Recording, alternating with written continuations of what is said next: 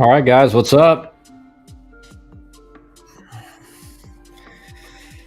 Okay, we got a lot of stuff to go over today. I mean, we got a new article out that goes over, kind of what's happening to all the let's say, like revenue generating sports. Generally speaking, baseball is kind of, again, the vast majority of baseball programs are not generating any profit for for the schools. I mean, their net losses. There are some in the SEC and ACC that make a lot of money for the schools, but generally speaking, the vast majority of your schools are, not making any money. They're losing the school money, and so we're going to go over that. We're going to go over some stuff, some other baseball stuff I've seen on X recently. Going to go over recruiting in 2025, guys. What the timelines are going to look like, what you as parents and players need to understand about. Again, right now, on New Year's we're in a kind of we're in a dead period, no communication, holiday. But as we get into January and February and so on, what's the schedule look like? When does recruiting really pick up? What time in the summer are coaches really focused more on high school players versus guys in the portal? We're going to cover all that.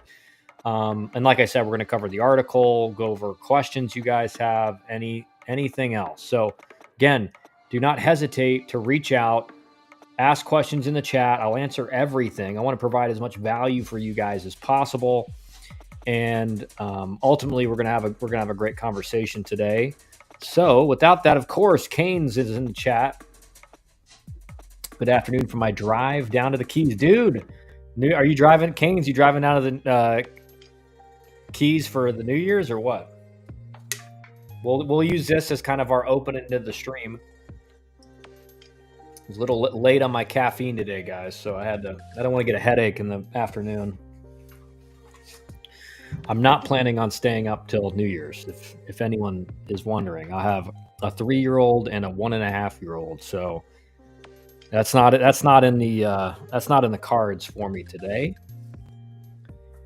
Nor is it ever really kind of my thing to. Now, when you have kids, you're just worried about, okay, at midnight, are people going to be shooting off fireworks and they're going to wake up my kid? That's what you're worried about. You're not worried about a new midnight kiss or going to a party or something.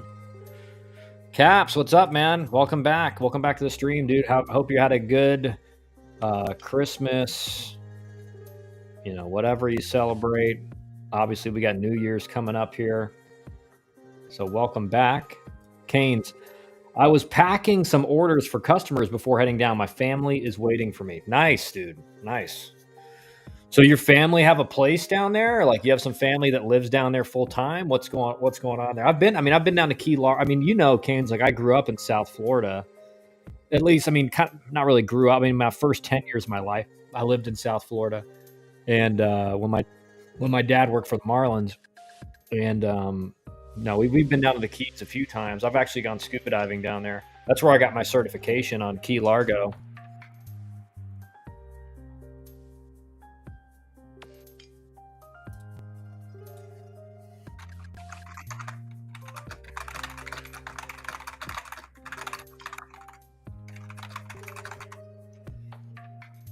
All right, let's see. Cap sure did. Thanks. Yeah, awesome, dude. Awesome. Obviously, we got.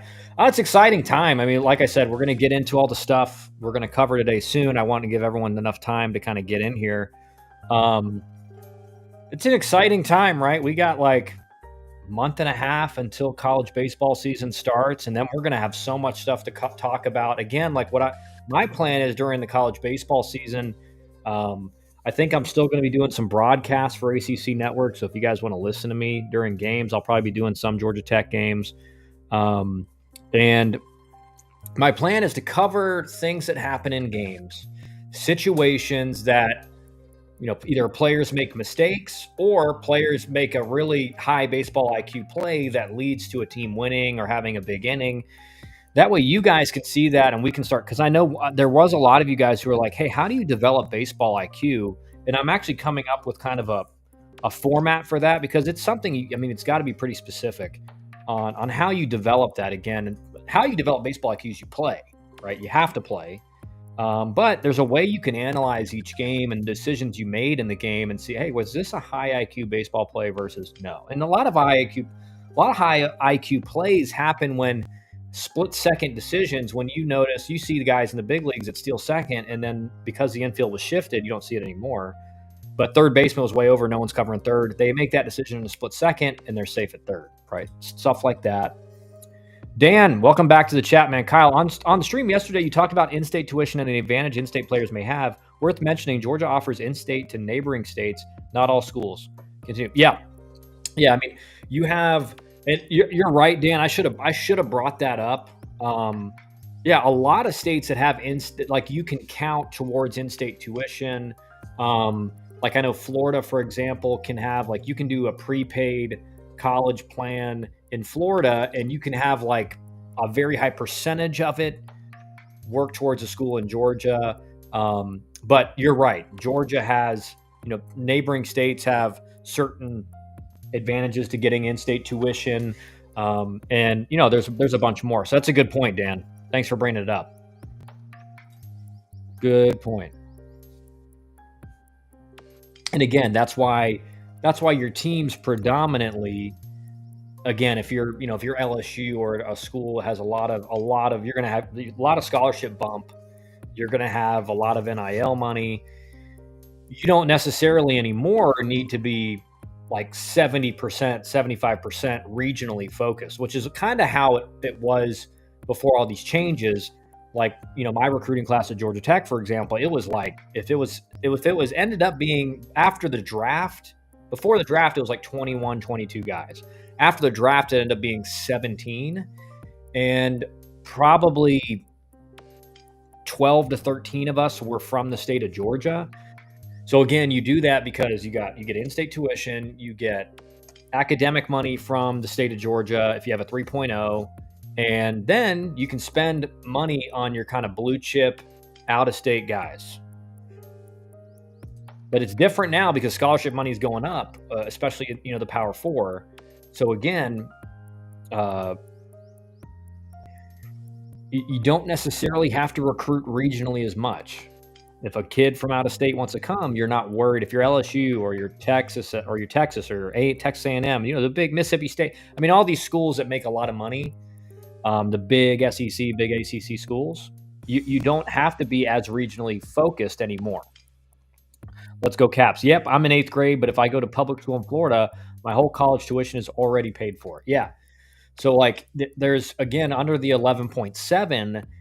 And so your mid-majors in Florida who maybe are going to increase. Right. We talked to Zeke Pinkham at Kent State. He's like, we're going to push to 18 or 19 or something like that. We're going to go as high as we can. So your mid-majors, your competitive mid-majors are also going to try to get these scholarship numbers up. But you're still going to try to go after regional guys if you're not way up there, and certainly if you haven't increased at all, because you want to get as much bang for your buck. And if a kid from Florida has pretty much all of his tuition paid for, you don't need to get him a big athletic scholarship, and you can get a really good player for way less than an out-of-state school would have to give a guy. Kane, shout out to Florida prepaid. That's right. Wally, welcome back to the chat, man. The in-state, out-state partnership is called Western Undergraduate Exchange. Thank you, Wally. Wally coming in with the facts and the detailed analysis of what it's actually called. Let me take this 5 minutes. Starting in 5 minutes. We have started now. But yeah, thanks for that, Wally. And again, it's like you got to make sure, like look into these things, guys. Look into, hey, can I get in-state tuition at a public school in Alabama or in Georgia if I'm in Florida, or vice versa? If I'm in Alabama, can I get in-state tuition in Georgia?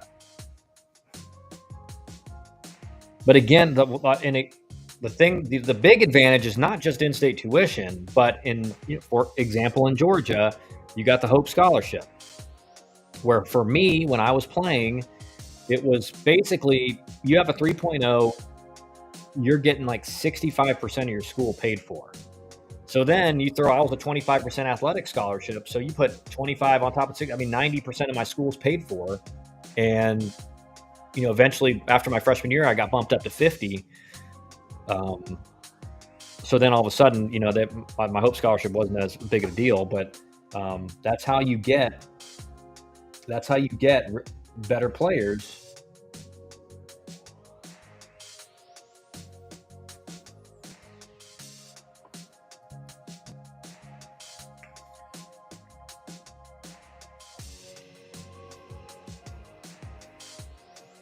Sorry, guys, just had to send out a text. All right, let's get into it, guys. Let's get in. First, I want to cover D1 Baseball put out their top plays in 2024. I want to cover one of them in particular because I've seen some people say this play wasn't as good as people think. He's got bad route, whatever, and it happens to be Cam Canarella, one of the best projected highest picks in the draft next year, center fielder for Clemson. And so we're going to pull that up. Let me make sure I turn that volume down. Okay. All right, guys. You guys remember this. This was in the Super Regional that Florida led 1-0 in the bottom of the 10th, 2 outs, runners at first and second. So Florida's the home team. Run scores, they win. Even though they're at Clemson, Florida's the home team this game in game 2. And let's watch it. Because of an injury, he's in the lineup, and he has been a game changer. This one's out to center field. It is deep. It is gone. Oh, my goodness. Then we'll get the second look at it. And I'll talk to you guys as a center fielder, basically my whole career. I'll tell you what I think about it. How great of a play was it? Was it a good play? Was it not as good of a play as people think? I saw this and just thought, again, it's worth giving you guys kind of an insider's look on the difference between a fan and a parent's perspective and a person who's played this position at the highest level and know what makes a good center fielder versus a bad center fielder. Because what you'll see a lot is this center fielder or an outfielder or in any position makes like a diving play or like a jumping play there, Willie Mays style basket catch right at the wall. And a lot of people assume just because the guy dove or made a catch against a wall that it was this amazing play. When in reality, a lot of times, like Doug Glanville, who played center field in the big leagues, he came out with an article a while ago that basically said the best outfielders never dive because they're setting themselves up pre-pitch in the right position to where instead of having to run 90 feet for a ball, they're running 50 feet for a ball and they're catching it a lot easier than a guy who's not positioned properly, didn't get a great jump, didn't have a great route. Basically what he's saying is outfielders that have great jumps, direct routes, they just you never have to see them dive. So let's see what you guys think here. Cameron Layfield, welcome to the chat, man. He had a clutch hit in the game too. Yeah, game-tying home run, I believe, in the inning before. Let's go Caps, great catch. It doesn't look impressive, but it is, especially for the moment. Good point, right? Packed house, like game's over if he doesn't catch this ball. As a casual like myself, it doesn't look impressive, but making that play is not easy and save the game. So here's my take. What you'll see is obviously he gets a jump, turns to his right, and he gets the right jump. We'll go over the ball, but the ball is hit over his right shoulder. And so he gets the correct jump right away. If we watch again here, and this is the better angle here, you'll see where this ball is hit. So watch closely. All right, I'm going to slow it down if I can do that. Let's see if I can actually not be a moron. Okay, watch where this ball is hit. Okay, so the trajectory is right to the left of the Jack Leggett sign. Right? This is where this ball is hit. You saw that. Goes right up past the Tiger. So he gets the right jump, right? He's turning and running. Now, at some point, he realizes, man, and I don't know if it was wind or this guy got really inside the ball, but it starts trailing back behind him. Now, this is one of the hardest plays for a center fielder because you get the right jump, and all of a sudden, you see it start kind of fading back the other way. Now, the only thing he messes up, first of all, it's a fantastic play. The only thing he messes up that you're taught, and you got to train this in BP, that if you turn this way and the ball starts fading, you never turn. And he kind of does a different way, but you never turn back this way to follow it. You turn, you snap your head around, and I can't do it in my chair, but you guys see it. You snap your head around, and then you're kind of back this way. We'll watch what he does. So he's just like, he's kind of, and again, I mean, you don't want to do this because you can't run full speed. He's trying to find the ball. First, it's an amazing athletic catch, because the position he's in is such an awkward angle, one, to find the ball, still be gaining ground, but also have good depth perception and being able to judge where this ball is going to land in your glove. Because, I mean, you always want to be at an angle. You don't want to be just kind of running like this. But you see, he ends up finding it, makes a great athletic play. He could have made this play, and again, maybe it wouldn't ended up being a top 2 play for 2024, but it's still, I mean, it's a high level play. Only thing he could have done, he could have made this look a lot easier if he did again. Let's act like I'm running towards the fence here, and I'm running this way over my right shoulder. I see it, and all of a sudden it starts fading. You don't go like this. You immediately snap your head around and get here, because now I have a lot easier angle to catch the ball. So the only thing he could have done there is really snap the head, turn. That way it turns you're always taught to snap your head, because if you just try to turn your body, it's going to be slow. You snap the head, and then all of a sudden it makes it a lot easier catch. He's still going to have to catch it right up against the wall, but it would have been a lot easier looking if he did that. But again, I mean, if it's a fantastic play, because that ball is hit. Let's go. I mean, let's just look back again. How far to this guy's left is this ball hit? This ball is hit off the bat. It's about, let's see, it's about what, 20 feet to his right, going straight back towards the wall. So he thinks this ball is going to land up here by the Jack Leggett sign. And then where does it end up landing? Let's see. Ends up landing to the right of the speaker, of the camera well. Right, so he thinks it's going to be right here, and it ends up landing right here. So good adjustment. Again, tough play. He could have made it a little bit easier, but still, like most center fielders are going to not get to that ball once it starts going over, fading back behind him. But still a really good play from Cam Canarella. 100% from Canes. Jonathan, welcome back to the chat, man. The ball was sliced. Initial jump was good. Amazing catch. Yeah, I mean, it's really rare. What I would say, Jonathan, usually balls hit to center field like that, especially to the pull side. Like the more pull side the ball gets, you almost never see a ball coming back towards center field. I do think he got inside that a little bit much to where it was kind of sliced. I do think probably wind played a factor too. Usually when a ball's hit like that to the pull side gap or pull side of center field, you're going to see a little bit of tail, but it's not going to be nearly what that was.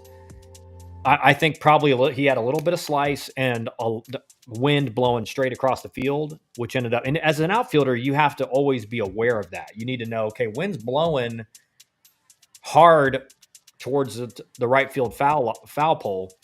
So any ball hit to my left, I'm going to have, don't be too aggressive going that way, because it's going to come back to me. And then any ball hit in the right center gap, like you're telling the right fielder pre-pitch, hey, like wind's blowing hard to you in the gap, like you got to get there. Or even if you think it's hit, I was always really on top of trying to communicate to my corner outfielders and being like, listen, wind's blowing hard that way. Even if you think it's my ball, like it's going to come back toward you, so don't give up on it. And that's what a good center fielder does. I mean, he's pre-pitch talking to the outfielder. Hey, wind's blowing this way. Like I'm gonna shift a little bit into the right center gap. You can cover a little bit more towards the line, and then you got your stuff, and then you bring your left fielder with you a little bit. So you say, hey, I'm coming 2 steps this way, 2 steps that way. And so you cover those, the area again, because especially like let's get another good example for you guys. If you got a guy on the mound who's got a lot of velo, probably not going to, guys, especially in high school, even in college, you're not going to see a lot of balls pulled. And so why would I be playing straight up? I can bring if a right-hand hitter is up, I can bring my left fielder more into the left center gap. And the reason you do this is a ball hit down the left field line's a double, no matter what. But a ball in the left center gap can be a triple. So if I have my left fielder covering more of the left field gap, he may be able to take that left center gap. He may be able to take that extra base hit away. I can cover the space in center field and then the right center gap more. And then I push my right fielder more towards the right field line. So that ball down the right field line, he gets to it a little bit quicker.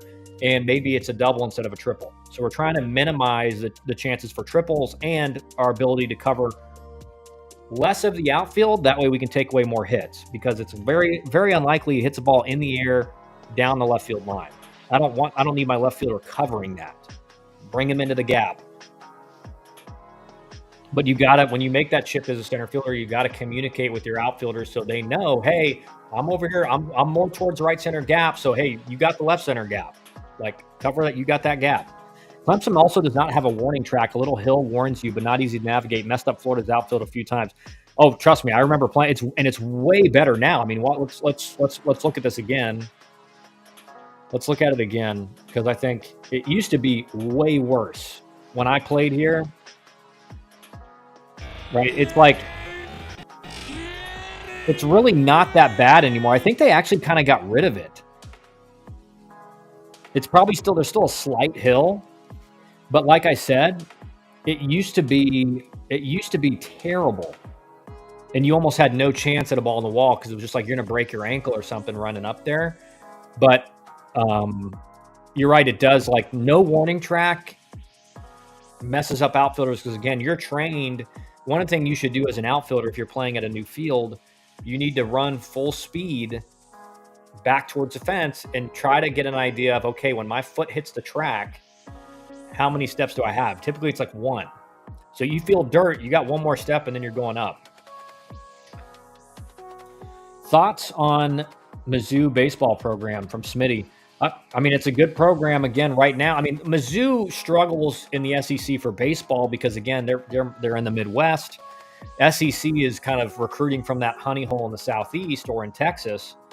So, the problem they have is that, again, they're not going to be an SEC program that's got as much funding as LSU, all the other schools that we all know, and so I think it's a great program, great coaches, but it's really tough for them in the SEC because they just don't have, quite the pull to their program that other schools do. Now, Kentucky's done a great job, right? Kentucky's done an amazing job at recruiting there, getting in really good players. It's just something that you gotta, it's a lot like, when Tony Vitello and Josh Elander took over at Tennessee. Tennessee was bottom of the barrel in the SEC. I mean, nobody. It was for over a decade. When I got recruited to Tennessee, they were one of the worst teams in the SEC. Didn't mean they didn't have the chance. They didn't have the ability to be an amazing program. But Tony Vitello goes in there, changes the culture, and now it's the best program year by year over the last 4 or 5 years in the SEC. Wally Pfeiffer, I coach that individual outfield work, the turn and beat cheeks straight away, fine ball overhead. I don't think that gets taught a lot for the 2 to 3 times a year it happens. Canarella is also gritty. Yeah, well, I mean, that's something more, again, if you got a good outfield coach that actually played, it was a really good defender in the outfield, usually, you kind of want a center fielder teaching it. That's something that I was taught at an early age, like with my dad being a general manager, and certainly not something that was really taught in college. Definitely in pro ball, you get taught that with your outfield coordinator. But certainly right. It doesn't get taught enough. And like you said, that snapping your, this cheek over to this cheek, you almost like chin to shoulder is what you're kind of taught, and do it, just snap it. Because if you kind of just lazily do it, your body's going to follow where you're looking. And so what I was always taught was if you're here and you got to turn, boom, as fast as you can. You're not going to lose a lot of speed and the amount of ground you can gain. Canes, Kentucky also used to struggle. Anything can change. Yeah. I mean, that's the thing. It's like we said, Tennessee. I mean, Auburn was the same thing when I got recruited by Auburn. They were one of the worst teams in the SEC. The thing is, now in the SEC, there's so much depth. Excuse me. there's so much depth in the SEC and the ACC that you can be a really good team and a couple weekends don't go your way or team just kind of falls flat a couple weekends, you're like barely making the tournament. And it's like I said with Georgia Tech last year, the difference in the ACC and SEC, the difference is one weekend for like 60%, 70% of the teams, and whether they maybe don't make the tournament or they're a host. So Georgia Tech got swept by Boston College last year and ultimately was kind of sweating at the end of the year to get into the tournament. But if they had swept that series, and so they have 3 less losses and 3 more wins, I think they would have been 17-13, or I think they finished, so 17-13 in the ACC. Like, you're probably getting a host of a regional. So that's the like one weekend for them. Even if they win 2 of 3, they're 16-14. They have a chance to host. They're going to be a 2 seed at a favorable in a favorable regional. But ultimately they because of that getting swept, they're like sweating to get into the tournament. How can Smitty? How can catchers give signs without the runner on second catching on? Out +1 is too common nowadays. Smitty, for me, as a base runner, when I saw the catchers do this stuff like this, and sometimes this was just like a decoy to make you think the code. I always didn't pay attention to it, but a lot of times when I saw that, I was just like, I'm not picking it. So, here's the best thing. And this was taught to me by Tim Dillard, who I was teammates with for 5 years in Colorado Springs and AAA with Milwaukee Brewers. He pitched in the big leagues. He's now one of their broadcasters for the Brewers. He said, I don't understand why fastball has to be 1 every time. And that was just like, that made so much sense because as a base runner, you're always looking for that. If you're trying to pick signs, you're looking for a 1. And then anything after a 1, you're assuming is an off speed. So like I said, when I was on second base, and let's say they're given 3 signs or 5 signs, I'm just remembering what they gave. So that they went 3-1-3, and it was an off speed, I knew it was either first or third sign. And then if they go 1-1-3 and it's off speed again, it's third sign. So in 2 pitches, I have the sequence. Well, if fastball is like 4, the base runner's never going to give it up or never going to figure it out. So what I would say is just make your fastball not 1. Catchers given signs. They don't do that in college really anymore, especially at the high levels, because they all have the wristbands and the headset on the catcher. But make fastball 3, make fastball 4. Guys will never get it. Like, for some reason, changeup's always this. It's not even 4. It's like wagging your fingers. And if I was at first base and I got a big lead and I could pick in, again, you got to make sure your catcher's really good at hiding it from first base as well, because you'll have first base coaches, you'll have third base coaches kind of peek in there, try to see if they can get something. I did that at first base all the time, and I'm looking in, and if I see any movement from the pitcher in my peripheral, I'm just back. And if I see a 4 or a 3, I'm gone, because I know he's holding changeup grip in his glove. He's not picking off holding changeup grip, so like I can get a one-way lead. Canes, bless you. Thank you, Canes. Appreciate that. Mike Ski, welcome to the chat. Enjoying the content. At what age is best for a player evaluation without it hindering? Big changes physically between 8th and grade to 11th. It's a great question, Mike, because you're 100% right. And like what I always say, and like with elite sports advising, what all of our advisors do is you give an evaluation for where the player's at right now. So, for example, Matthew Shorey, when I started working with him and had met with his family, he's at Vanderbilt now. He's a freshman. Looks like he's going to get a lot of innings for them on the mound. He was a lefty pitcher as a sophomore. He was about 6 foot, 145. He could throw it consistently in the low 80s, low 3/4 slot, left-handed pitcher. Elite command. I mean, 3 pitches for strikes, pretty much whenever he wanted to. And so what I told him, I said, listen, he was super high academic. So I said, there's no question as you continue to grow, get stronger, velo increases, like you're 100% a candidate for the Ivy Leagues and the high academic, your Georgetown, your George Washington, etc. But if we get on a velo program and you're getting bigger in the weight room, you're going serious with your diet, eating enough protein, eating enough calories, working out 3 or 4 times a week. So you put on 20 pounds, and you get up in the upper 80s, you're a D1 guy for sure, or a power 4 guy for sure. Because if he's high 80s with this arm slot, left-handed pitcher, and he's got elite command, he said, I mean, he's legit. I mean, everyone's going to want him, and that's exactly what ended up happening. So when I gave the evaluation, I said, listen, this is where you're at right now. If you develop normally, you're for sure Ivy League guy, high academic D1 guy. But if we get serious about this development, you're eating 4,000 calories, 4,500 calories a day. You're eating 150 plus grams of protein a day. You're working out 4 times a week. You're doing velocity stuff. I think you're going to get to a power 4. And then he ultimately chose between Georgia Tech, Duke, and Vandy because he wanted high academics. He wanted as high level baseball as possible. So 8th grade, it's going to be tough except for your elite guys who you can say, man, in 8th grade, he's doing this. Like if he just puts the work in, he should be getting to this type school. If you saw me in 8th grade, you could know I could hit, but you're like, man, he's 5'7" and he's 120 pounds. Like who knows where this guy's going to be.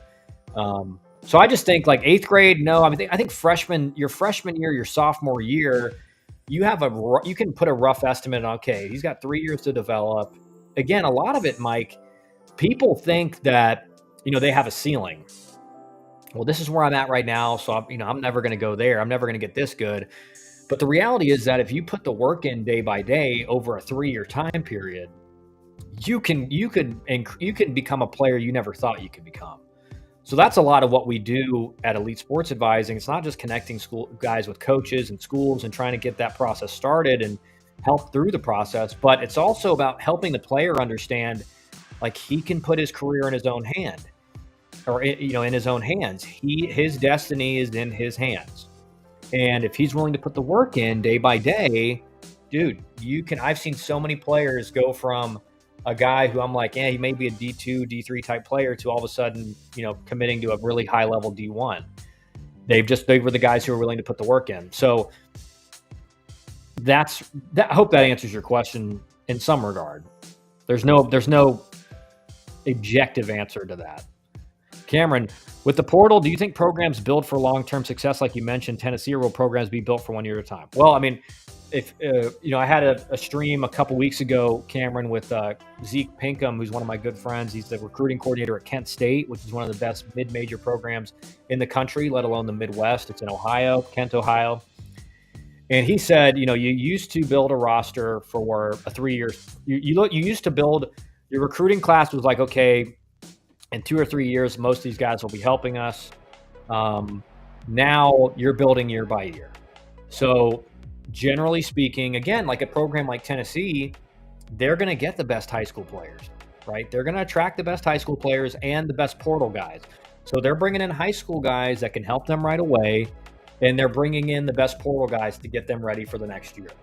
So are there going to be some schools probably outside of the Power 4 in the mid-major category that are saying, you know what, we're not really getting difference makers in the portal. We can get some, contributor quality arms, quality players, but they're not difference makers. We're going to go more all in high school. Yes.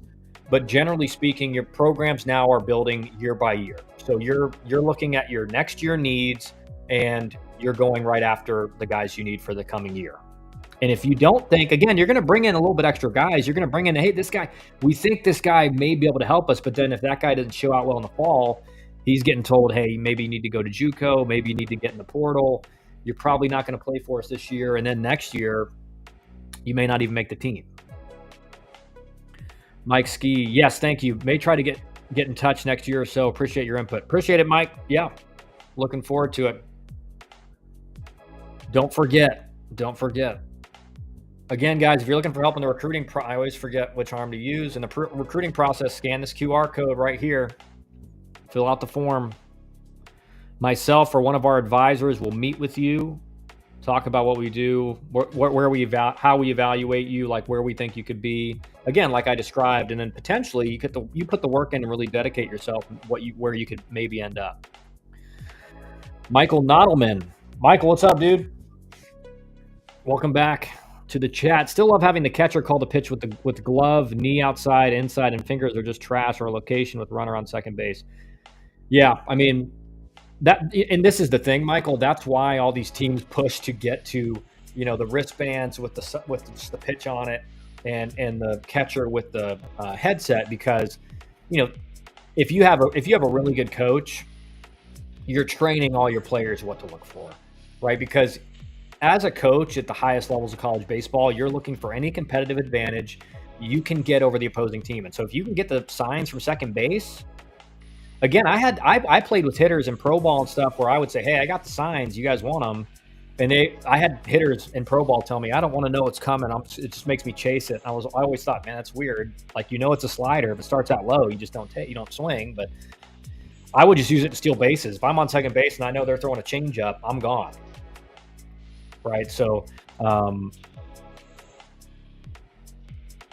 but yeah, I like that too. Fingers are, like I said, when I saw a catcher start doing this and, tapping their knee and tapping the glove and then start giving signs, I'm like, I don't know if I even want to waste my focus on trying to pick these signs.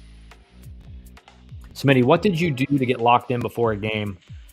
To be honest, dude, like I say this all the time, I played virtually my whole career with no anxiety in the game. I mean, I had the butterflies before every game. My last game of my career, national anthem, standing on the line, I had butterflies, like just getting excited for playing that game. I hated rain delays. I hated canceled games.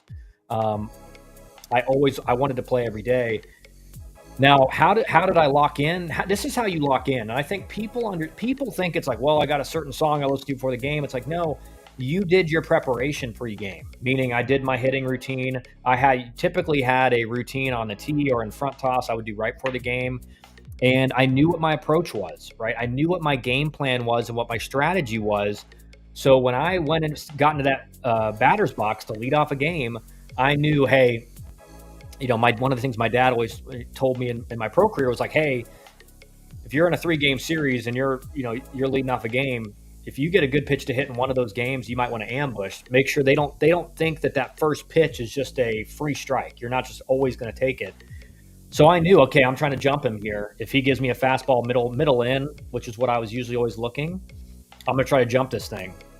And so I knew what my approach was at the plate. As a pitcher, what's your game plan? Hey, I'm going to try to establish the outside corner. I'm going to try to get strike one in the outside corner.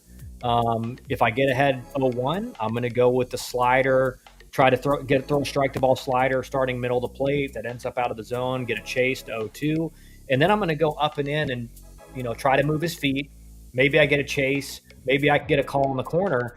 But my plan is to move his feet, make him uncomfortable. Now he's in a 1-2 count, and I can go back to, maybe a slider down and away or something like that. So I think people get it misunderstood, and they think, well, you know what? There's some secret process that makes you more locked in. I didn't have any anxiety at the plate because I knew what my plan was. And even if I didn't get a hit or didn't get on base, I could go back to the dugout and say, okay, what was my plan? Did I execute my plan? Sure. The pitcher's going to win most of the time, right? If you're an elite hitter, he's going to win 7 out of 10 times. So I always tried to judge myself. Okay, I was looking fastball. He started me out with an 0-0 breaker on the outside corner. Strike one. Okay. Second pitch, I'm still looking fastball. 0-0 breaker on the outside corner. Okay, I'm 0-2, and now I'm fighting. And I end up working the bat and along at bat, but I got out. I did my plan. So I think it's more about knowing what your game plan is, knowing what your approach is, whether you're on the mound or in the batter's box. And I always tell this to my clients, 100% commit to your approach. Because when I knew I was at my best hitting, when I got that 0-0 slider that came out looking like a fastball down the middle, and I'd swing straight through it. Because I'm 100% committed to fastball. I'm not trying to adjust to speed 0-0. I'm trying, if I get a fastball, I'm crushing it. I'm not waiting to see if it's checking spin to see if it's a slider. When you're in that flow state, you're going to be hunting it and you're going to see it, right? But most of the time, you got to just commit to your approach and be dedicated to what you're hunting. If you're dedicated to a slider as a hitter or a changeup or off speed in general, you should never be able to catch up with a fastball, right? So it's all about the dedication to your approach and your game plan. Canes, Miami's taking it by a year to head taking it by a year to head approach, they're still going to recruit and project 2-3 years out with the high school kids. But if we have holes, we will hit the portal. Yeah. Again, you're going to bring in, you may bring in a guy or two with these changes. Things may change, but you're still going to bring in like a pitcher is really projectable that you think, he's kind of raw. He may not pitch a lot his freshman year, but we work with him and get him to a good spot. He could be a guy for us. What grade would you recommend someone join ESA? I mean, it's hard to answer, Caps, because here's the deal. And this is what I always say. I think people think, well, he's if like, I know you're in 8th grade. So for example, I think you said you're in 8th grade. I hope I'm not wrong about that. But for example, let's say an 8th grader is considering working with ESA. You have to look at it as you're paying the same price as a junior. And like, we're not an annual fee. We're not a like monthly fee. It's just, it's an all upfront. It's a one-time fee, whether you want to pay all up front or over the course of a certain amount of months. And we're not just reaching out to schools, right? We're helping you with, okay, you're a shortstop. This is what you need to continue to work on to get better. So if you value like a former pro player, former college coach, former scout or whatever, who's, pretty much that's our entire team. If you value that, then you're getting way more value for your money in 8th or 9th grade than a guy who's a junior, right? Because he's getting, we're still working as hard as we can, and that's more to the phase where you're reaching out to schools, but they're not getting as much help in the development side, where if they had signed on with us a year or two earlier, they could have been a totally different player by that time. I've had guys who I've met with 2 years in the past, they come back to me and they're like, hey, we don't got anything on the table, like we're ready to work. And I'm just kind of like, hey, let's do it. Let's get ready to work. And, that example, I had 2 guys do that this August after their junior summer, and they ended up going to really good JUCOs. But who knows where they could have ended up as, if they had signed with me 2 years ago. And I think a lot of their issue was they didn't know these changes were coming, and they had D1 offers on the table and kind of were waiting around to see if anything better came. And then ultimately those offers went away, right? So that was the issue. Caps, yeah, you're right. Good. I was making sure I remembered your age, right? How should committed players go about playing their senior high school season? Okay, great question. Play it, right? Don't go crazy. Like, don't again, I think I'm all for protecting high school arms. I think Smitty, I think you're a pitcher. I could be wrong. I think you're a pitcher. That's why you're probably asking. I know you were asking about the catcher stuff and everything, so I'm guessing you're a pitcher. But play your high school season, man. Like, that's some of my greatest memories were like, I played in the state championship twice. Unfortunately, lost it both times, but we wanted to win. And you have a lot of people out there in the advisor world telling people, hey, don't play your high school season. Like, don't pitch like the last 3 starts of your high school season to get ready for summer ball. And I'm just like, you're going to have to pitch a lot when you get to college. You're going to have to pitch a lot if you get to pro ball. And game reps, nothing will replace those game reps. If you don't want to throw a complete game every game, that's fine. I definitely think in college and in pro ball specifically, for lack of a better word, babying of arms hasn't produced the results that everyone thought, right?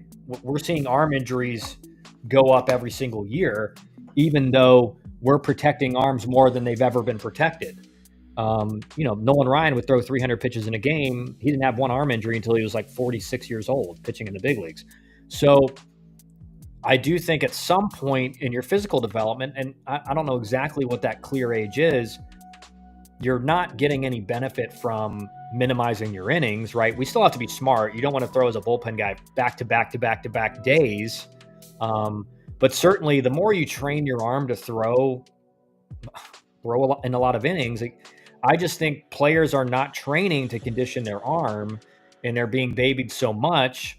Not talking about 13-year-olds, not talking about 14-year-olds, but certainly when you're 18, 19, 20, you need to condition your arm to throw at 100% a good amount of pitches, right? And I do have a throwing program where I used it myself. I've used it with a lot of clients that not only increase their arm strength dramatically in a short time period, but also they were like, my arm's never sore. And that was my experience. I had elbow pain my whole career. I started doing that throwing program. I went from a 45 to a 60 grade arm on the 20 to 80 scale. And I never had arm pain ever again. So my arm was way stronger, way more durable.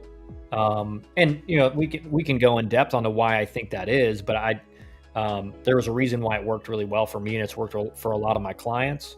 But good question. I mean, I think you play it, right? And your senior summer is very important because, and as a pitcher, right, you don't want to pitch too much. And I say this to my position players as well. Like, play competitive games, play competitive summer ball. It doesn't have to be crazy. If you want to spend 1 or 2 weeks on a vacation, fine, but don't skip the whole summer and you're not prepared for that freshman fall. Because as you guys all know from watching our videos and being on these streams, your freshman fall is like, it's make or break now. It's not just make or break to get in the starting lineup or be a, first guy off the bench or, a trusted reliever out of the bullpen. It's make or break to make the team. Right. So you got to be as prepared. And I think back on my career, and I made a decision that senior summer to play a lot of games because I knew if my goal was to be, I wanted to be a freshman All-American. So I wanted to start as a freshman. And if that was my goal, I had to play a lot of games in the summer to prepare to go into that freshman fall. You guys have heard me say, like, the starting rotation for my team at Georgia Tech my freshman year was Mark Pope, who was a 4th round pick and was a Golden Spikes Award finalist, one of the best pitchers in the country, still one of the best pitchers I've ever seen in college baseball. He was our Friday guy. Our Saturday guy was the 15th overall pick, pitched in the big leagues. Our Friday guy, Pope, who's a 4th round pick, pitched all the way up to AAA. Our Sunday guy, so technically our 3rd starter, he's got over 10 years in the big leagues now. So you're talking, I wasn't facing 3 college arms. I was facing 3 AAA or higher arms that were all high picks. And so that was a steep learning curve, having to face those guys in inter squads and not to mention all the other guys that came in with my recruiting class that ended up being draft picks and stuff like that. What is a good pitch count range in high school? I think it depends on the player, man. I mean, this is my issue with pitch counts. And again, I'm not saying go throw 200 pitches. I'm not saying go throw 150 pitches. But when you're a junior, senior in high school, there's no data that indicates protecting your arm prevents arm injury. There's none. Right? Look in the big leagues. These arms in the big leagues now are the most protected arms in the history of Major League Baseball. They've been pitch counted their whole career in the minor leagues. They've been pitch counted, a lot of them, their first couple years in the big leagues. If they're starting pitchers, they're like, hey, he's at 140 innings now. We got to shut him down for the year.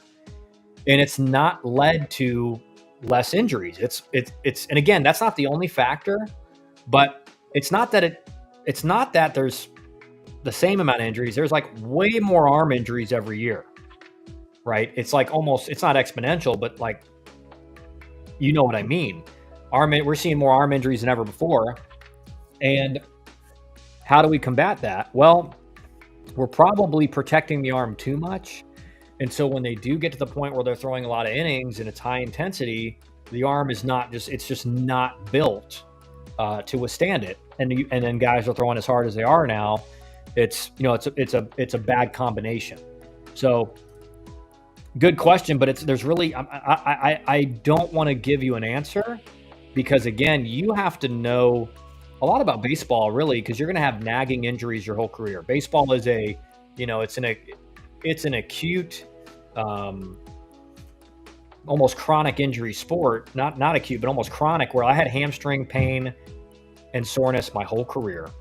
I dealt with it. I knew after April, my hamstrings were going to be sore right behind the knee the whole season, right? So I just did as much treatment, got in the hot tub, cold tub, stim, heat, putting icy hot and red hot on it to warm them up before the games.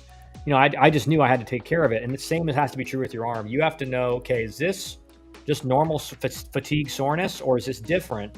I'll tell you, when you work out and lift heavy weights, you get sore, right?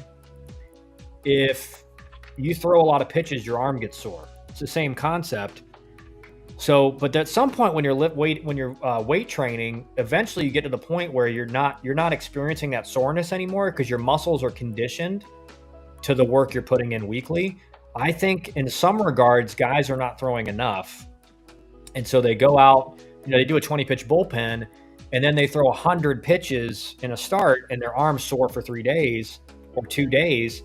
Well, your arm's not used to throwing that many pitches, right? And again, I'm just trying to extrapolate and figure out, okay, what can people do to figure out what's going on with all these arm injuries? And I think in some regard, people's arms are just not conditioned enough to throw as many pitches as they do. So Smitty, I don't have a pitch count for you. You got to go by what your body's telling you.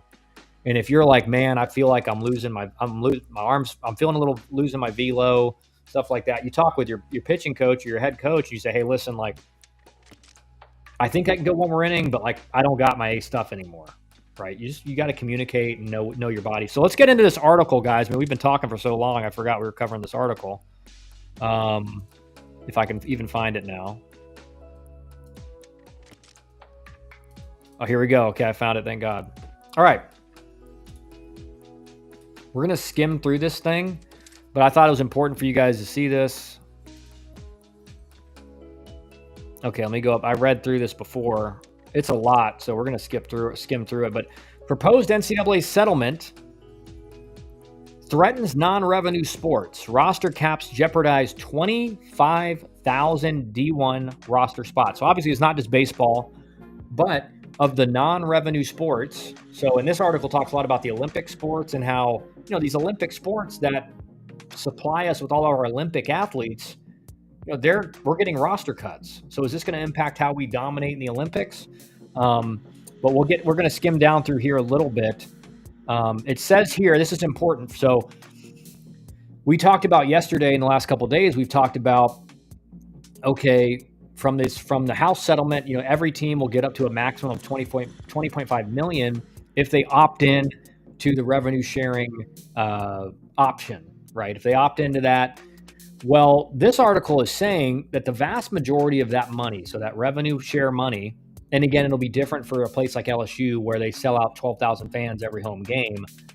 But the vast majority of the money will go to football, men's basketball, and women's basketball because they are the biggest revenue producing sports.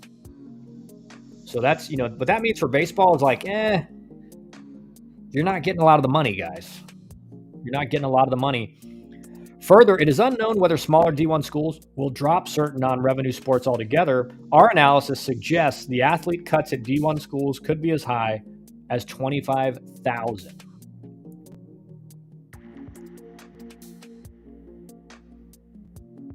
And I wish I could get rid of all these ads. I mean,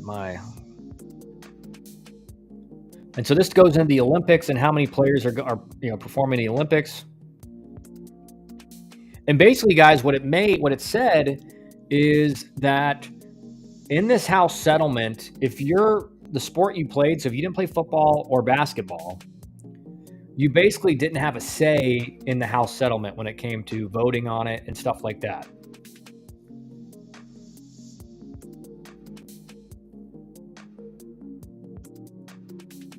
I really wish this would stop loading ads for me. The shedding of large numbers of elite athletes across D1 sports is inappropriate and requires further inspection. As noted above, the harm can also be projected into the future as high school seniors are losing a pathway into D1 sports. Yet, in the original NCAA antitrust lawsuit complaint, it specified that the NCAA's practices affect all student athletes and sought to protect student athletes from commercial exploitation. Within the classes of athletes specified in the lawsuit, there may be the ingredients for a solution. From Aris, welcome back, man. One of the main problems with the Sugar Crystal Arms is specialization in an early age, just doing baseball year round, not giving the opportunity to other sports. 100%, Aris. Like a big issue is that you have these kids that are, like we talked about yesterday, these 10, 12-year-olds who are playing like 100 games. Their arms are not built to do that. Their arms are growing. Like, I want to be clear in what I'm talking about. I'm talking once you're like an adult, once you're a man, you're 18, 17, 19 years old, and your body's really done growing and you've physically matured. I do think that's when, maybe we need to change the strategy a little bit because it seems like we're still having a lot of guys get injured that, they may not have played a lot of baseball when, the guys my age, we didn't play crazy travel ball until we were in high school. So it's just a question of, once you're physically matured, maybe you need to be throwing a little bit more. I'm not saying a lot, but certainly throwing less has not reaped the rewards that we thought it was going to.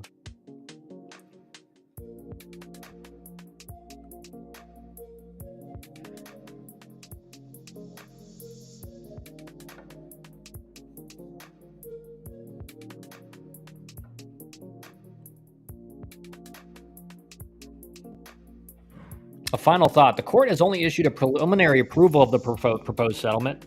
Another key, right? This court case is not like it's a preliminary approval. It's been preliminarily approved, but it's not finalized. More inspection by the court and opportunities for unrepresented athletes to oppose the proposed settlement remain briefly available. Additionally, beyond the courtroom, there is urgent need to expose the unfairness of athlete cuts that has already started. While many complain about the pay-for-play influences and demise of college sport, more sunlight needs to fall upon the NCAA and athletic directors with their knives out priming to cut non-revenue sports rosters. So guys, again, in this article, it's just saying like the impacts, we're not even seeing all the impacts yet. We've seen all these 2024 players get cut from their freshman fall.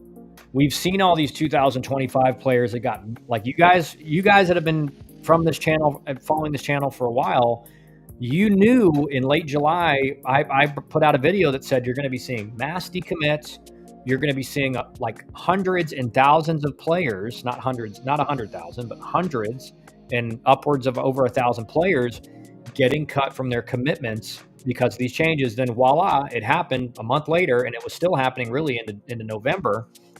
And then end of November came, day after Thanksgiving, portal opens, boom, all these freshmen are getting cut after their freshman fall. And what this is saying is like, listen, it ain't over yet, because next year this goes into effect, and how many less, not only in baseball, we're going to have less roster spots, but you're going to see non-revenue sports that, baseball is a major sport, even though it's not a revenue generating sport. These sports that are not in the major sports, your football, baseball, basketball, softball for women's sports, and then some, maybe volleyball you can include in that for, women's volleyball. But a lot of these sports like cross country and swimming and diving and track that no one really no one thinks about a lot. There may be schools that cut that entire sport in to be able to, take advantage of this revenue share that's coming about. So you're going to see, again, you guys have seen me talk about it and heard me talk about it, but you're just going to see less and less high school players getting to Division I, because with these changes that are probably coming with junior college in the near future, it's just like, why would you commit to a Division I when that's just not the best route anymore for most players? You're 98% of players. Because right now, D1 players make up, you're a top 2% athlete in the country. If you're playing Division I sports, next year, it's going to be like you're a top 0.5% athlete, right? It's going to be totally different. So it's going to be just 4 times harder to get to a school and not just get there, but have a successful career and not have to transfer after your freshman year or your freshman fall, right? Now, one of the things I have a video coming out later today, guys. And again, you guys see me, I'm saying this in my videos now, 80% of our returning viewers on YouTube aren't subscribed to the channel. So if you're watching right now and you're not subscribed to the channel, hit that subscribe button, please. But in the video I'll have coming out later today, you can watch it before your New Year's Eve festivities. I talk about what recruiting is going to look like in 2025. So what's the timeline? What's the most important things to get nailed down with your travel ball schedule and everything? So guys, remember, New Year's Eve, January 1st, we're in a dead period right now. No recruiting, no communication.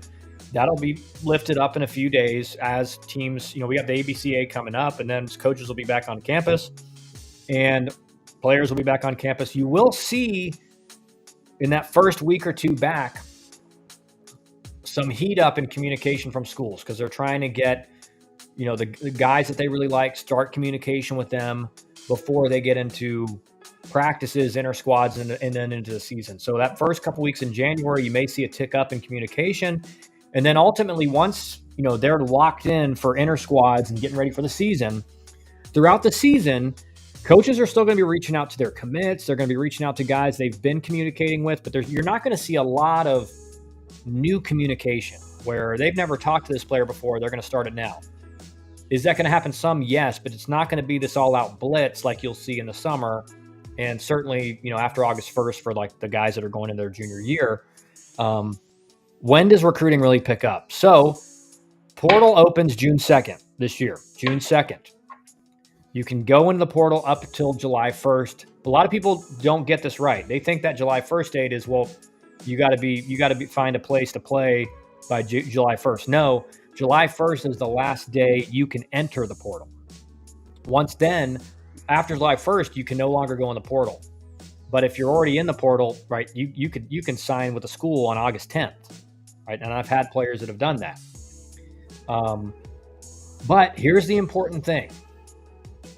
That June month, and you parents out there that have guys that are in high school playing summer ball, if you're a player out there, you saw this last summer.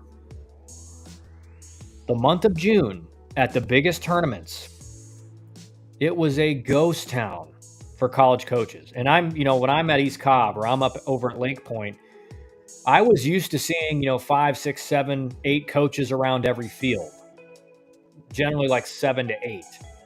Well, last summer, it was like I was seeing 1, 2, maybe 3. And why is that? That's because their immediate need is going out to the college summer leagues and scouting the talent. They see guys that are in the portal. They want to see them. Here's the thing. You have the guys that were big-time performers in college. You don't really need to go see them play, right? They performed.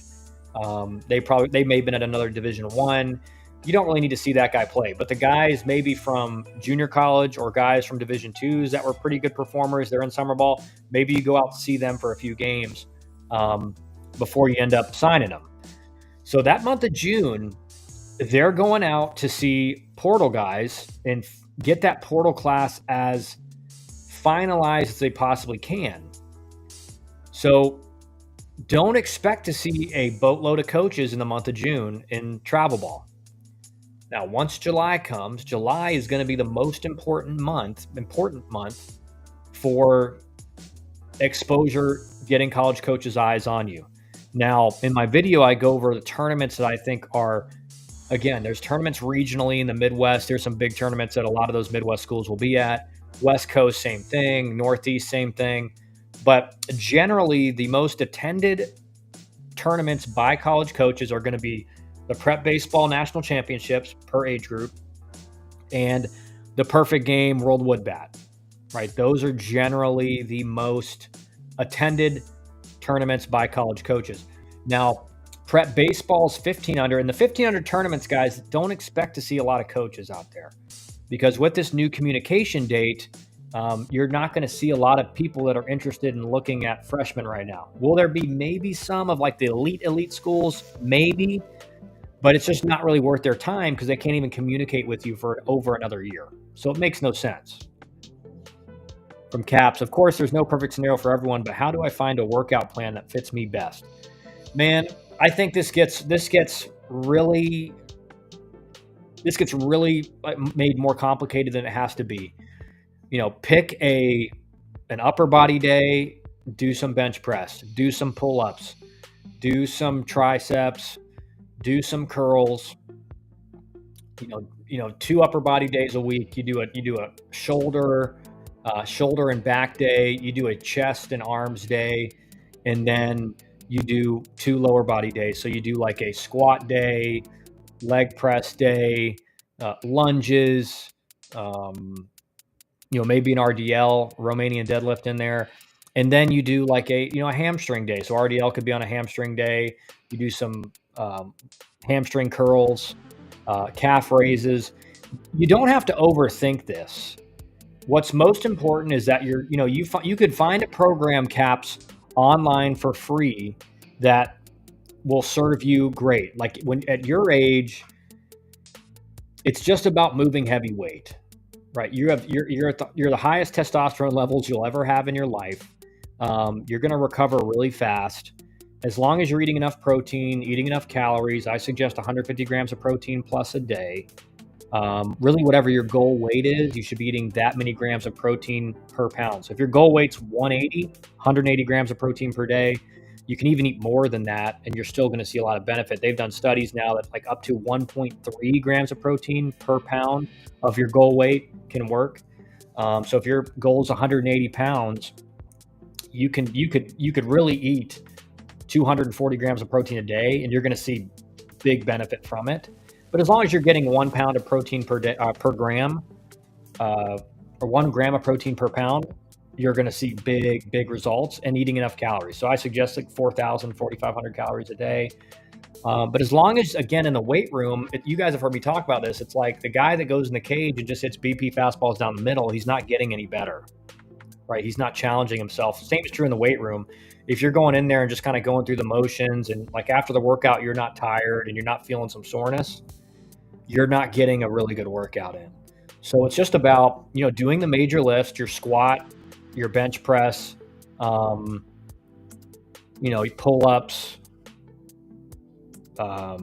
stuff like that, working on your core, doing some explosive lifts like a box jump or a jump squat.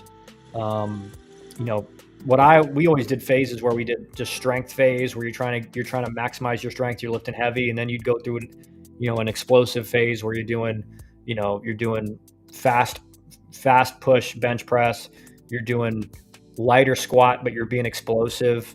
So I mean, there doesn't need to be a very complicated specific plan that's baseball oriented.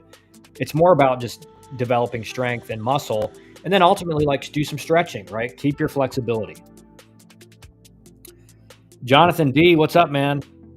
Just jumped on. Apologize if you already discussed. Question regarding D1 schools. Please explain what goes into releasing 25 season schedule. Still waiting for a few of my favorites. I mean, it's just about finalizing. A lot of the times, like your conference schedule is going to be pretty set in stone.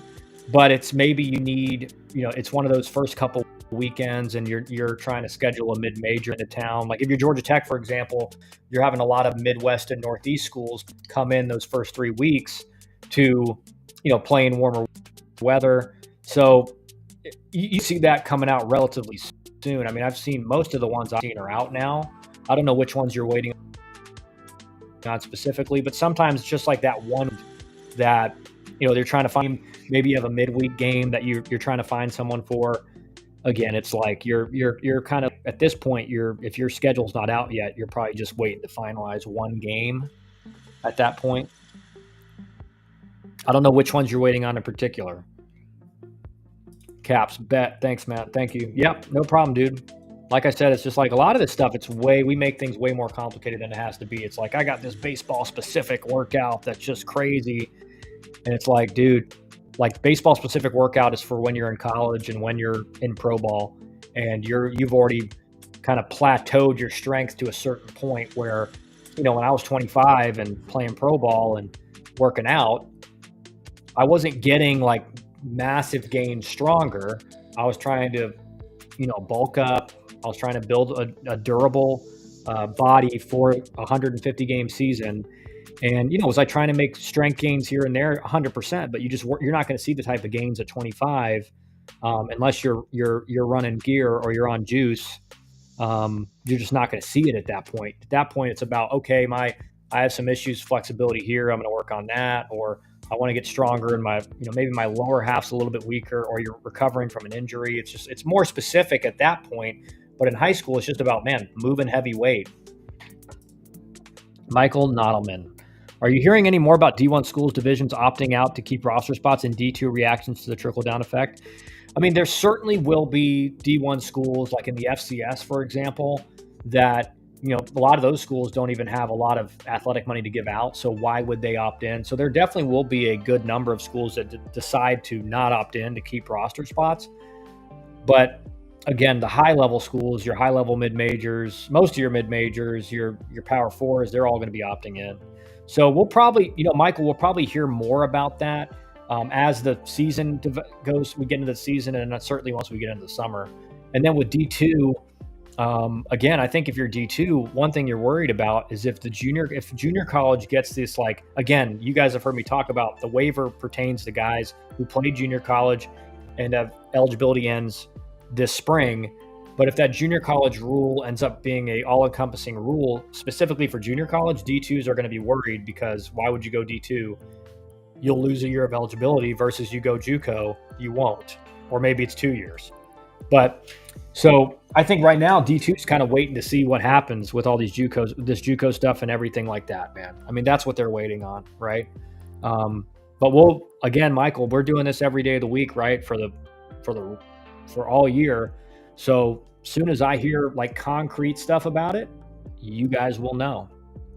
Cameron, so July will be a potential big month for exposure. How do I get myself on coaches' radars to come see me play? And for the schools I'm on their radar, how do I make sure I stay on their radar? Great question. Obviously with Elite Sports Advising, like, we just call and text these coaches and send out our guys' schedules, right? So it's very easy. We have great relationships with them. We have so many players playing across Division I, D2, junior college that, coaches like, okay, Kyle sent me this guy. Like, yeah, we'll look at him. What I would say the best idea for you is DM these guys on Twitter. DM these guys. Again, they're getting a lot of DMs. I'm not saying they're going to respond, but that's usually the best way. Emails are a lot of times not going to even see them. DMs, that's probably your best shot. Again, they're getting a lot of those every day. So it's kind of a needle in the haystack type thing, but definitely the coaches that you're already on their radar and maybe you've had some communication with them. If you have their number, text them your summer schedule. Or if you don't have their number, DM them your summer schedule. Say, hey coach, like, really love your program. Just wanted to send you my summer schedule. That way, if you got a chance, you come out and see me play, stuff like that. So I think that's the best way to do it. Jonathan D, thank you. That's what I was thinking. Awesome. Michael, second super chat that I've gotten so far. Smitty was number one, but Michael, you gave a little bit more money. $5 super chat from Michael Nodelman Jr. Thanks for all the content and answers. No problem, dude. Really appreciate it. And again, guys, I'm trying to give you guys as much value as possible in these streams, so you guys stay up to date with how to best tackle the recruiting process if you're doing it alone. Also, I'm trying to promote, Elite Sports Advising and try to get more people that are interested knowing how to contact us and how to potentially work with us. But really appreciate that, Michael. Caps, I second that. Thanks, man. I appreciate that. Cameron, thank you. Yeah, no problem, Cameron. And guys, like, obviously we'll be doing these streams in the summer. So, if you're like, hey, Kyle, I don't know if you're busy, if you're looking at other clients, but hey, I got a game over at East Cobb, or I'm playing at East Cobb Field 1, or you're over at Lake Point, I may be able to swing by and see you guys play. Streaming during the summer may be a little bit different schedule, because if I have a game, one of my clients is playing, I try to get out to see my clients at least a few times during the summer. If they're playing in, Hoover, or because I'm in around Atlanta area. So if they're in East Cobb or at Lake Point, which most guys make it through there at least some point in the summer, I try to get out and see him a couple times just so I can, with my own eyes. Again, video, you can tell a lot, but like, you want to see how a kid reacts, how he handles himself, what his actions look like defensively. That's kind of the hardest thing to see on video, because in game, it's one thing taking ground balls when you're knowing you're getting hit a ground ball. When you don't know, things get exposed. So it's easy to tell defensively kind of what level the player is at that way. Mike Ski, piggybacking off that, being realistic, how to know what level you would be recruited for. This is, again, Mike, this is probably the hardest thing for parents, the hardest thing for players, right? Because if you have really no experience at the college game, at the pro game, I can look at a player and be like, okay, that guy has a chance at this level. That guy's maybe he's not a power 4 guy, but he's got D1. He's got a chance to be D1 guy. A lot of parents think their son is the best, and he should be going to University of Tennessee. And it's just like you're so far off, it's not even close. This is kind of the one thing that you kind of need somebody who's been there, who's around the game. One of the things I love about doing broadcasts for ACC Network is every year I get to see, okay, what does the talent level look like at Georgia Tech or Auburn or a Virginia? What's the talent level look like at Georgia Southern or Kennesaw State or Mercer or a Northeast mid-major that comes in to play the weekend or a Midwest mid-major that comes in to play on a weekend?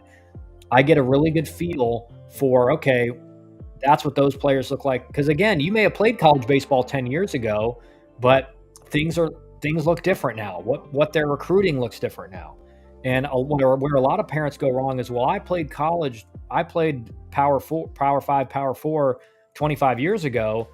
And they are like, well, so I know what a guy looks like. And it's like, there's a grain of truth to that, but also things are a little bit different now. And so you need someone, around you, whether it's a travel ball coach, whether it's us, to like really look at the kid. And because I think a lot of parents go just solely off metrics. And I've seen guys that have great metrics that are terrible baseball players.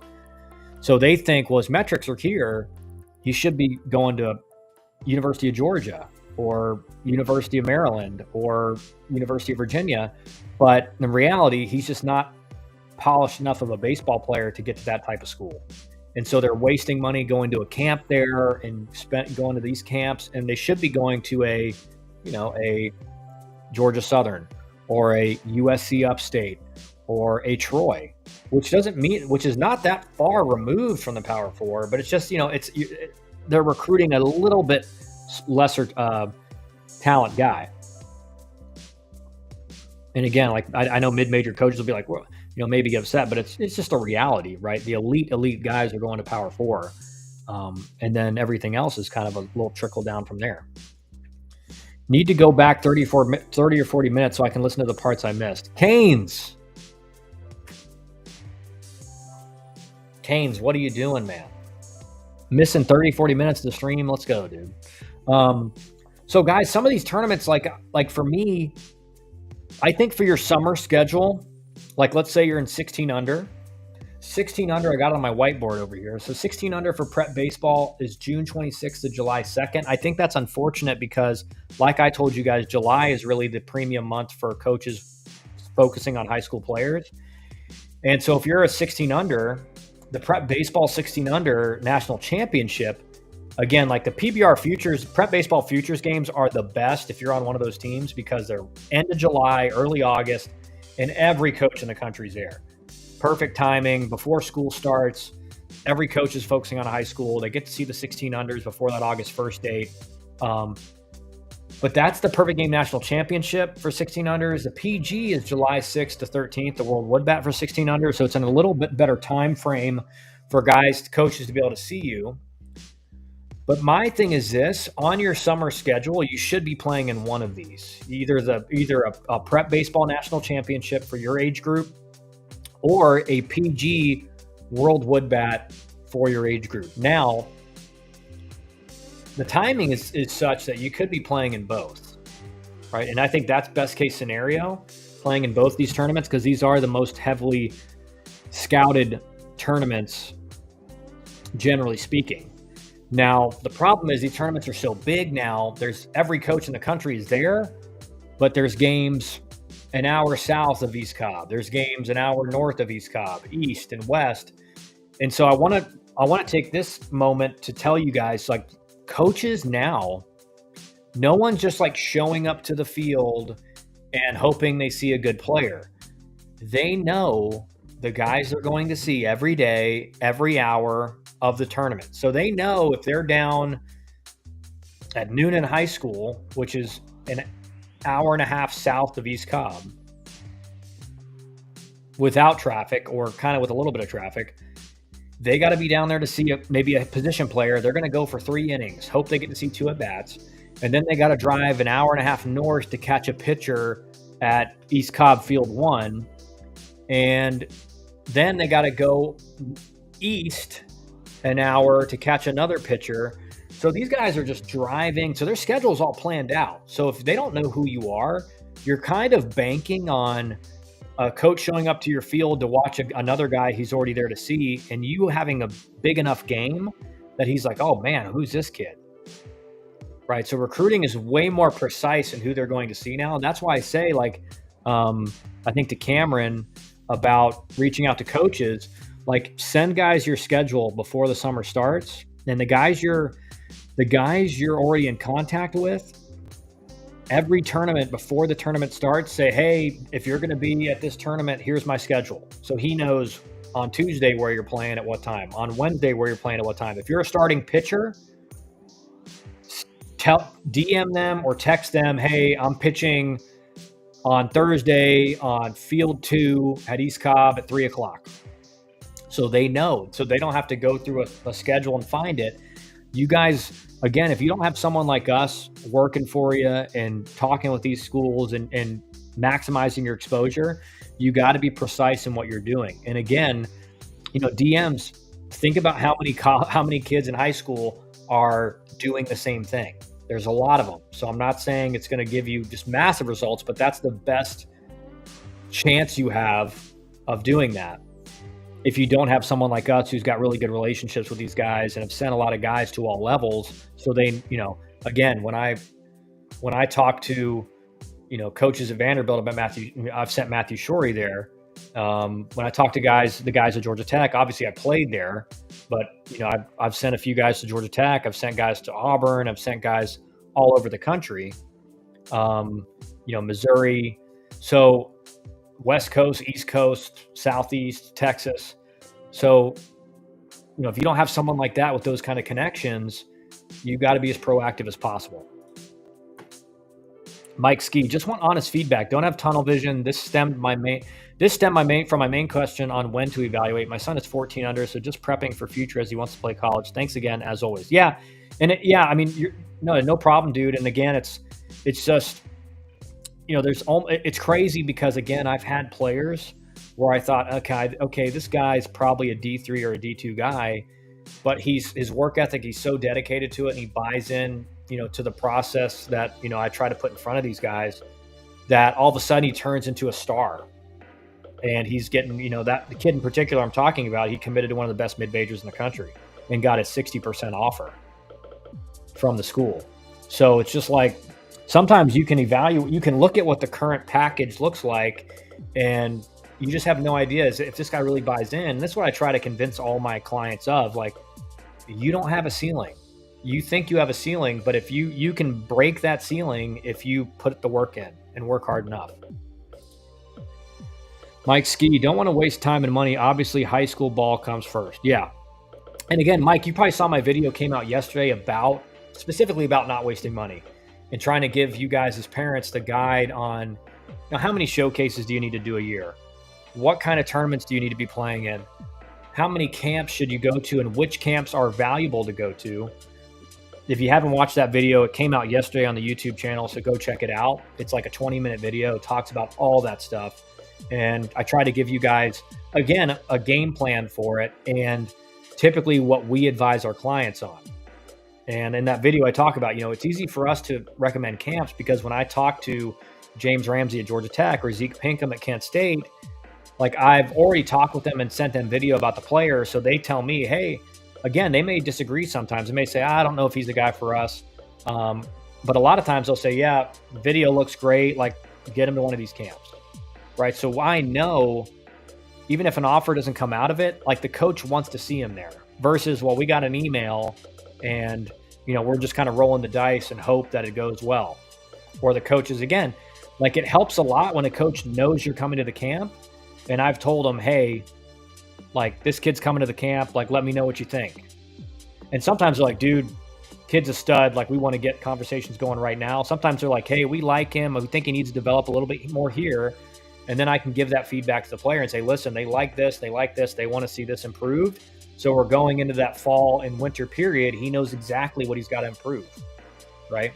So it just clarifies the process a lot. But Yeah, check that video out if you haven't seen it, because I think it'll help you out a bunch. Yeah, so we got about a few more minutes left here. Great conversations today, guys, and I think we covered a lot of good stuff. Obviously, it's an exciting time. We got ABCA coming up soon, and then we're basically a month away from college baseball games starting and the race to Omaha beginning. And like I said, the plan is we're going to cover a lot of stuff that happens in games that you see on social media, and I'm going to give you kind of an insider's look into what a kid did wrong, what a kid did right, why you shouldn't do this in this situation, or why you should do this in this situation. So you guys, again, it's going to help you guys develop that baseball IQ on, this guy. The reason they end up losing this game is because he overthrew the cutoff trying to throw a guy out. He led that runner advance another base, and then a guy hits a single and he scores instead of maybe being on third or maybe being on second after that single. And players just don't think enough about that in today's game because they just don't get taught that anymore. Understand, will do. Part of waiting is maturity too. Caps, can't wait. Let's go. 100%. When is ABCA so we can get more info about team scholarship numbers or if they're going to do what Tech is doing? It starts Thursday, January 2nd. January 2nd to January 5th, I believe.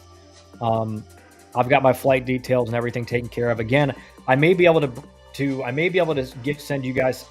Again, I gotta make sure I can find a hotel. But you guys, I'm hoping to get a lot of talk with coaches and videos. Maybe even have some guys do. What I'm really hoping is I can live stream from my hotel room. Maybe in the evening after I'm back from ABCA. Obviously, I won't be able to do it in the middle of it at like 1:40 or 1:30. But hopefully, at the end of the day, give you guys a recap of what happened, what went on. Our Mid-Atlantic advisor Pat Pinkman is hosting the Pitchers Hot Stove. So every year he hosts the best pitching coaches in the country from college baseball of all levels, and they have a big time discussion. So if you're a pitcher out there, highly recommend tuning into that. It should be, I'm guessing it'll be live streamed. I'll have to check on that. But you guys, our Mid-Atlantic director, Pat Pinkman, who coached in college for 10 years, played at Virginia Tech, he'll be the host of discussions with some of the best pitching minds in the country. And then, we'll have some more of our guys up there as well. And I'm going to be walking around, try to get some video of coaches and everything like that, and maybe some short interviews, ask them a few questions, and should be great. So that's going to be it for today, guys. Again, if you're looking for help in the recruiting process, scan that QR code, fill out the form. We'll meet with you, talk about what we do, and see if it's a fit for you. But appreciate all the support on the video. Mike Ski, appreciate the advice and help. No problem, man. That's what I'm here for. Wally Pfeiffer this week, January 2nd to 5th, 100%. All right, guys. Have a good rest of your day. We'll be back again tomorrow.